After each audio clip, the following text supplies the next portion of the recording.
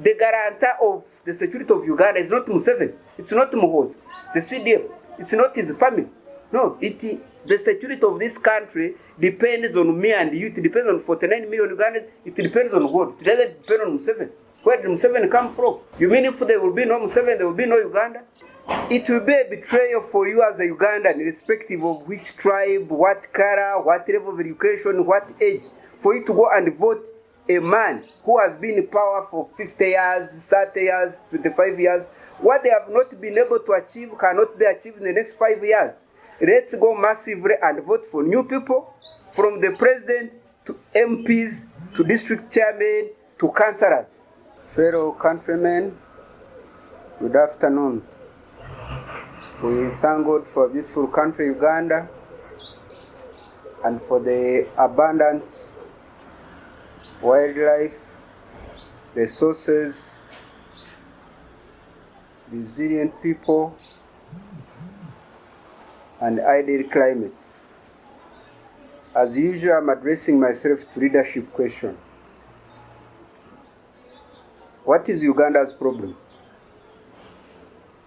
Uganda's problem is leadership failure or leadership crisis and endemic corruption. This country would be at the level of Singapore, Mauritius, and other developed nations. But why this nation is suffering, it's because of bad politics, bad leaders, mafias, thieves, and idiots. Fellow countrymen, I want to appeal to you that we vote men and women of integrity and substance. This country is our heritage. It's our motherland. Uganda is not for the president, it's not for the speaker, it's not for MPs, it's not for ministers.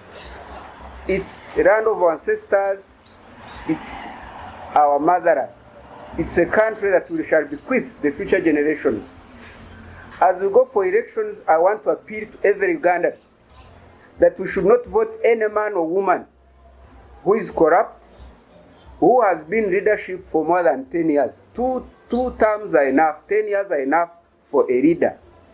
This business of people being in leadership as if it's an investment or as if it's a business, and people are talking rubbish. They're talking about tribes, they're talking about ethnicity, they're talking about religion. The issue, the problems of this country is not religion.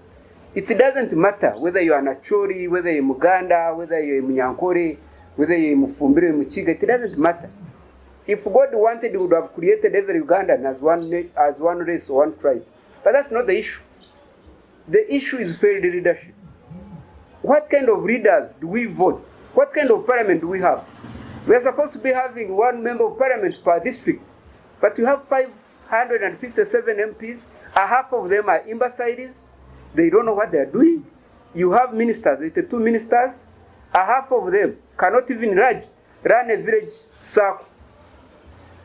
You find you have a minister of education who can't even run a nursery school. That you have a minister for investment who doesn't understand what investment is. You have a prime minister who is behaving as if she's a village chairman. I want to appeal to Ugandans that let's vote men and women of integrity, men and women of substance. And anybody that has been in leadership for 50 years, 25 years, 15 years, what they have not been able to achieve, they cannot be achieved in the next 5 years. We've had enough wars in the last generations. We don't need to have war. But how do you explain that after 63 years, this country, 75% of the youth have no jobs? They are jobless. Half of Kampala is thinking, it's flooding, just because of thieves. Who is Ham Chigundu that he should destroy Kampala? What kind of investment is that? Does Chigundu own Kampala, or the thieves that surround him, or the ones that are giving him permission to cause floods in Kampala?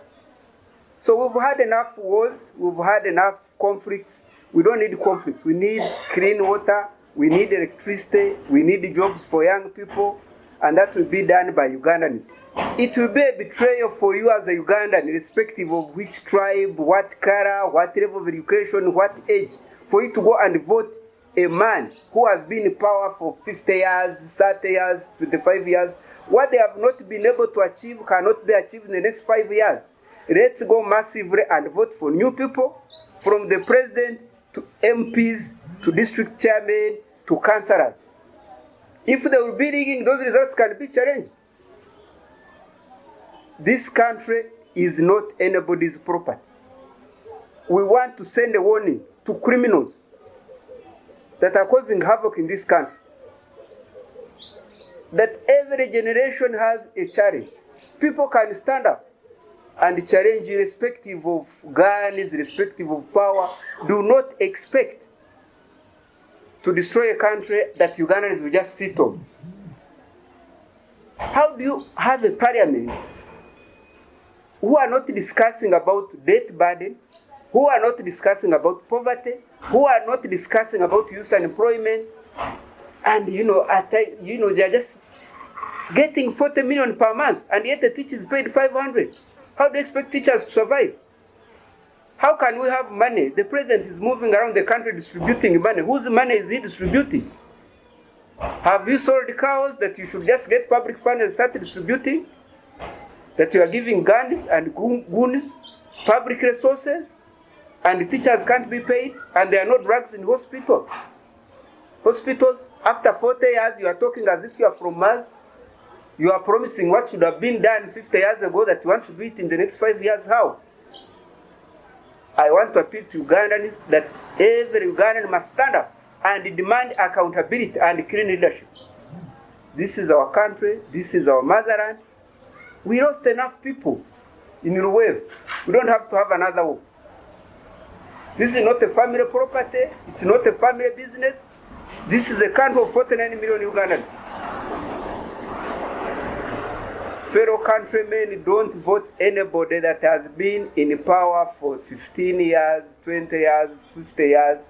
Let's vote new people. After 5 years, there will be a chance to assess as to whether these people are serving the population or serving selfish interests. And this will be done by Ugandans. It will not be Chinese, it's not Indians, it's not Russians, it's not Americans. It's me and you. And me, I want to despise fools who keep promoting divisions based on ethnicity, on religion where you come from. People in Rango, people in Achori, people in Bunyoro, people in Kisoro and Kigeza and elsewhere, what they want is clean water. What they want is roads. What they want is quality education. What they want is jobs for young people. It's not your tribe. It's not your religion. Because that has not helped us. We have had conflicts based on ethnicity. At one time they were killing Kakwas, that they are Mini's relatives. At another time they were killing Baganda by Achoris and Rangis. At one time Rangis and Choris were killing themselves. We had 25 years war during Konyi and Rakwena war. There was a lot of destruction. A whole generation was lost. And people were discussing tribes. And the people that were promoting that, the Tumukundes and the Maos and the others, are here. Now Mao is speaking in tongues. The same Mao that was promoting war in northern Uganda is now here in charge of, destroying justice and constitutionalism, that is in charge of a minister in charge of justice. Which justice? Why is Besigye in prison? Why can't Besigye be released?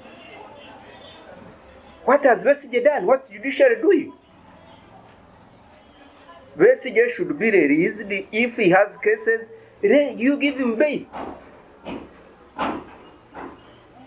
If you are looking for a candidate, some of the candidates that we have are men and women of integrity. Why would you start saying, out of these 8 candidates, whom do I choose? The man has to remain. You choose General Mugisha Muntu. He's a freedom fighter, he's a statesman, he has integrity, he's a man of substance, he's clean. This country belongs to our ancestors. It belongs to our generation and future generation. Do not destroy this country. Gambling. People, if somebody has no substance, how do you expect him to run a country of 49 million Ugandans? If you vote someone without ideas, some people are saying, if you remove Museveni, he's in charge of security. The security of this country is in the hands of Ugandans and God. It's the guarantor of the security of Uganda is not Museveni. It's not Muhoozi, the CDM. It's not his family. No, the security of this country depends on me and you. It depends on 49 million Ugandans. It depends on God. It doesn't depend on Museveni. Where did Museveni come from? You mean if there will be no Museveni, there will be no Uganda? So this is our country. We should defend this country. Choose men and women of integrity. Why would you keep recycling fools called MPs if he has not achieved anything in 25 years? How do you expect him to achieve anything in the next 5 years? This is our country. I want to appeal to you, fellow countrymen. Defend this nation. Vote men and women of integrity. Let's restore term limits. Let's have 1 MP per district. And let's have few ministers. 20 ministers are enough. I want to thank you again that as you go to vote men and women of integrity for God and my country.